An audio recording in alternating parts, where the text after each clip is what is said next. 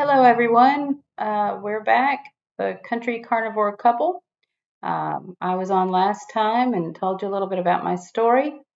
This time, uh, we're gonna hear Steve's story. Steve's my husband, and we're doing this together. So Off we go. there you go. Well, to get started, guys, how you doing? I'm Steve. This has been a long journey for me. It really has. I mean, I'm 55. I went up and down. I've been big all my life. I was telling Valerie the other day about a story when I was played little league football at 6, 7 years old. I'd practice all week and not get to play in the game because there was a weight limit, and I never make the weight limit. I did that for several years and never got to play in a game. That's the kind of journey I've been on. It's been all my life. But I've tried Weight Watchers. I've tried you name it. I've tried it. I mean, I tried it all.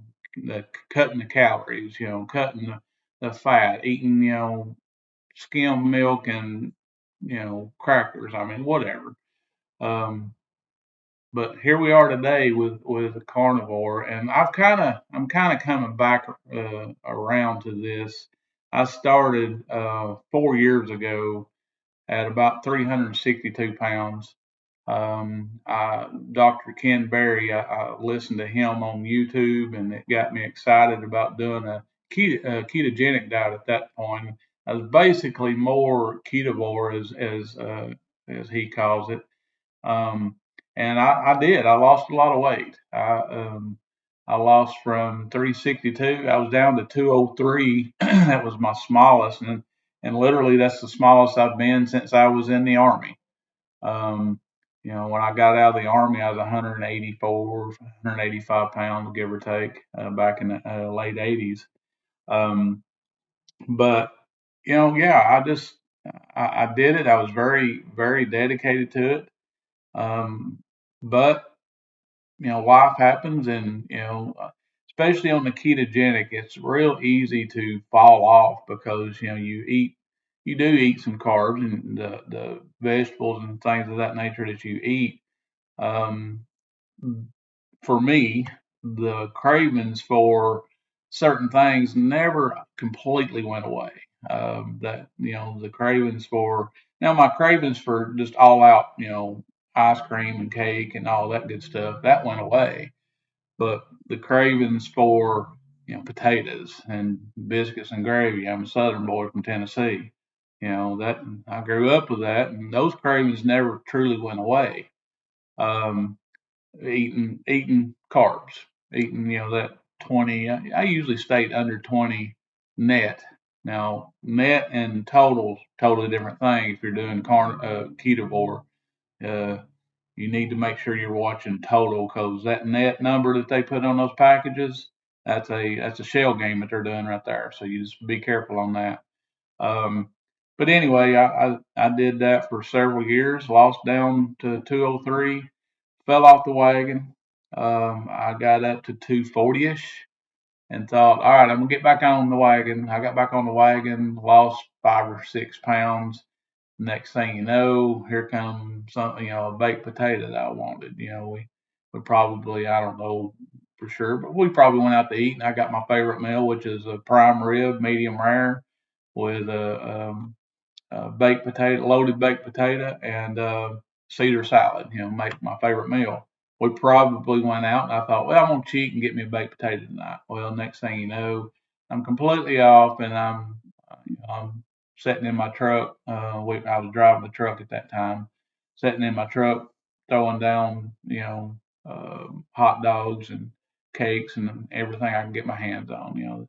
I've had a eating disorder my entire life, and it's always manifested itself. And I'll do great for a couple of days, whatever, and then the next thing you know, I'm throwing down little Debbie cakes like I can't get enough of them. And that's it started from a young age. That did that binge eating. But hey, we all fall, we all get back up, and that's the key to this. Is just getting back up and keep trying. And that's what we're here for. That's what this channel I want it to be all about is our journey on the getting back on the horse and trying again, right? But this time I'm going straight carnivore. I'm not. I don't want. Uh, I've been listening to all the YouTube people, Ken Berry, Dr. Chafee, Michaela Peterson. There's a lot out there, a lot of information, a lot of bad information. So you got to be careful about that too. But those have been the most influential. Dr. Ken Berry. I mean, the reason I relate to him so much, he's from Tennessee. I'm a volunteer myself, country boy, but everything he talks about, he backs it up with facts. I'm a fact guy, right? Don't sell me a bill of goods. Show me the goods, and I might buy the goods, but don't sell it to me unless you can prove it to me. And he talks, and then common sense kicks in. And in a world of where common sense is not so common, you really have to think about this in a common sense way. The common sense way is, you know, 10,000 years ago, they couldn't go down to the Dunkin' Donuts and get a couple of donuts and a latte. 10,000 years ago, they couldn't even make a birthday cake. They couldn't, or let's go the vegan way. They didn't have the time to have the broccoli, and even if you looked at all the vegetables and fruits that we eat today, they've been so bastardized by trying to get the maximum taste out of it. It's not even the fruits that they were eating 2,000 or 200 years ago, much less 2,000 years ago. So anything that's man-made, it's or monkeyed with. or monkeyed with, yeah. You gotta you gotta take it with a grain of salt. No pun intended. But anyway, if you think about it in those terms, 10,000 years ago, and I know that a lot of people say, well, the life expectancy has grown over the last 100 years. Well, it has. But before it grown, it grew from what 68 to I think males are 74 something like that now. Before it did that, it grew that 6 years. Well, it dropped from what I've studied and what some people I've listened to have said. It's literally dropped 30 or 40 years before it rebounded back up to 74. Well, why did it drop? Well, according to a lot of research that I read and listened to, it's when vegetables got introduced to our diet. Yeah, did our prehistoric ancestors eat vegetables if they needed it to survive? But that wasn't their preferred. That wasn't what they were the most healthy on. They did that when they couldn't chase down a deer, when they couldn't, when they couldn't get the kill, they couldn't get the bison, they couldn't get the whatever the case may be back then. When they couldn't kill that fatty red meat or fatty meat period, yeah, they'd stuff whatever vegetable didn't kill them in their mouth and eat it because they didn't want to starve to death. They had to wait, they had to get by until they got to the next meat kill. But anyway, I'm getting off the subject here. Um, so the common sense behind it is what's brought me to where I'm at. Right now, I'm at 309 and some change, 309.6 or something like that. But the 0.6 don't matter. Does to me. Does to you? I count all the points. Well, yeah. Yeah, I mean, when you're first starting, you want to count every decimal point because it's a win. When I'm well into it. Point two down is a win, right? But like I said, 309 and some change. All my work shirts are comfortably 3X. Really comfortable is a 4X, but comfortably 3X.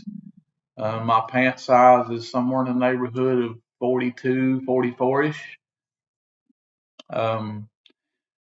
Back to the last time I was doing this with any earnest. when I lost that 162 pounds, or 160 pounds rather. I was I started out at size 46, 48 pants, and when I stopped and fell off the wagon and started eating basically a normal American diet, I was wearing a size 34 in a lot of jeans, 36 in most, but my shorts that I was wearing was 34s. And I mean, my thigh right now is probably a 34. I mean, come on. But anyway, that's kind of my story. Um, I've yo-yoed up and down my entire life. I remember playing basketball in high school and middle school. Um, I got by with hustle because my athletic ability was hampered because I was 50 pounds overweight when I was in high school. When I was in middle school. You know, 5'11", and at that point I was 5'11", 200 pounds, 220 pounds as a 16-year-old playing high school basketball. I can run up down the court. Now that's one thing I've never had issues with is being able to do what I need to do. I've never smoked a day in my life. I've never used any kind of drugs. I very rarely even drink. Well, the last time I truly drank any more than one beer is, I don't know, 20 years ago, for the most part. Um, so yeah, I'm healthy. I've had plenty of doctors tell me that, if you just wasn't overweight, you'd be the perfect health because all of my numbers have always been good, all my blood pressure. Oh yeah, that's one other Except for the thing. one, Do I? except for the one Well, that's what I was problem. getting ready to talk about. My one health issue is in January 2019. I got diagnosed with chronic lymphocytic leukemia, CLL for short. Um, and it's an ongoing thing. It's all my doctors have told me that I'll die of old age or something else. I won't die of cancer, if you will, as long as I do what At least not do. that type of cancer. At least not that type, yeah. But anyway, when I got diagnosed with that, outside of my white blood cells, platelets, red blood cells, all that stuff was fine, was perfect. Blood pressure, last time I had it checked was 116 over 68. At three. Probably the last time I went to the doctor, I was 318. So I lost a little bit before we started all this. Um, but anyway, yeah, 116 over 68. There's a lot of people out there that are a lot younger than me that would kill for that blood pressure. Um, but yeah, I've never had any health issues outside of my weight. Now, my weight has always given me other problems. I got shoulder pain, sleeping at night, just trying to get comfortable with my shoulders can be a challenge sometimes. Um, don't really have ankle pain or nothing like that, or knee pain. I do have a little hip pain, and I'm sure that's because I'm carrying around an extra person. Um, when Valerie and I first started talking about doing this, I had the goal of getting to 240, right? Because I didn't want to set myself up for, trying to have a goal of getting under 200 pounds and then not reaching it and feeling like the failure I've felt many times throughout my life. But now, um, you know, my goal is to stop losing weight and getting healthier when my body says I'm good. But I'm going to keep eating that way because I want my body to level off where it wants to. I know if I'm eating the right diet, which is fatty red meat, ruminant meats, and salt and water, um, then I know that my genetics, my DNA, the way that God made me kicks in at that point, and my body's going to say, "This is where I want to be. This is where you feel the best. This is where I feel the best, and let's ride it at this weight." And that's where I'm going to stay. But that don't mean I'm gonna stop eating this way.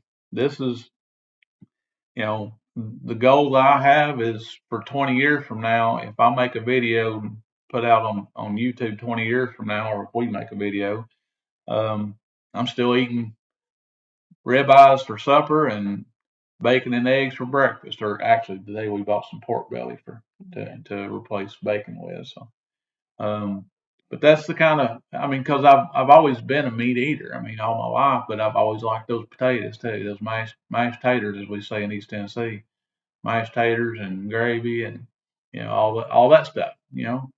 Country boys got to eat, right? Grits and biscuits. Grits and eggs, man. Whew, grits and eggs and biscuits and we've all been there. We've all eat it. Well, not everybody's eating grits and eggs. But some people don't want that.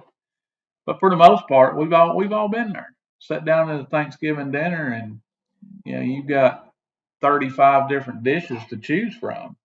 Well, do you think that was happening even when our the Mayflower, the Pilgrims, they didn't have 35 dishes, and they already had vegetables that they were eating. But as times went on, people put too much value on food. Food is, the one thing that helped me when I lost that 160 pounds is I changed my mindset to where food, I looked at it as a source of nourishment, not as a source of enjoyment or a source of a um, social event, source of anything like that. It was just nourishment. I ate because I had to, not because I wanted to, right? Now that don't mean I didn't enjoy a ribeye steak. Don't mean I didn't enjoy, some broccoli. I was a big broccoli guy, or I am a big broccoli guy. Don't mean I didn't enjoy that stuff. It just means that I didn't think about it all day long.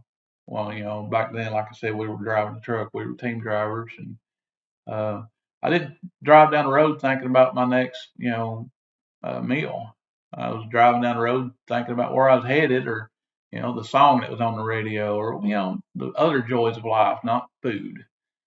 Um, so I'm getting myself back to that mindset that food is all about nourishing my body, so I can do the things that I enjoy.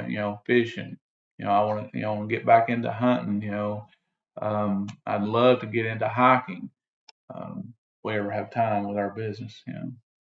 But anyway, I want to do things outdoors. I'm 55. Next month I'll be 56 years old. I'm not dead yet. I want to do things and live life, and you know, I want us to do some traveling. And when we get to the Grand Canyon, I want to be able to walk around in it a little bit, not just look at it from above. I want to be able to go and check out the mountains in a different way than just driving by them.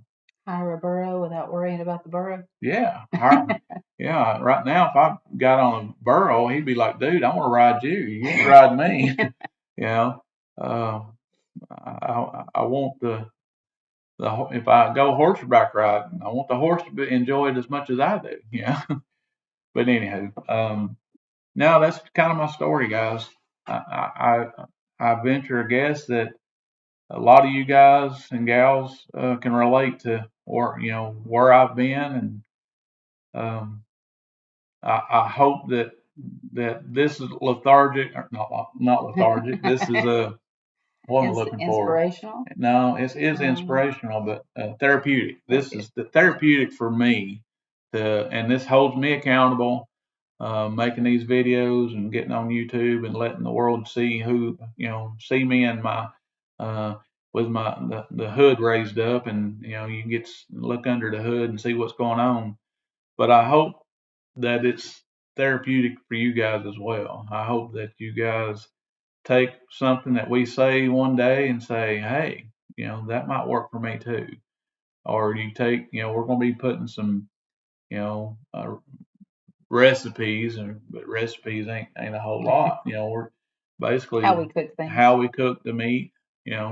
Some ideas for you to ideas yourself. for that. when you're sitting and watching a movie, instead of grabbing a bag of popcorn, what do we grab? Well, if you're eating right, probably don't want to grab nothing but maybe a bottle of water, which is, I got my water right here. And that's something else that everybody that's watching this video that's brand new to this, and now I'm not under any illusion that we've got a big crowd out there watching us right now, but someday, we might, and people might go back to this video. You need to realize water becomes good to you. It's already. I've only been drinking it exclusively for a day, basically a day and a half. And I used to have some Mio in it. I'm a big lemon guy. I love lemon, the taste of lemon. Um, but I always had to have some Mio lemonade in it. And the other day, I've still got, I don't know, 10, 12 bottles of the little Mio that I buy by the case, or used to buy by the case.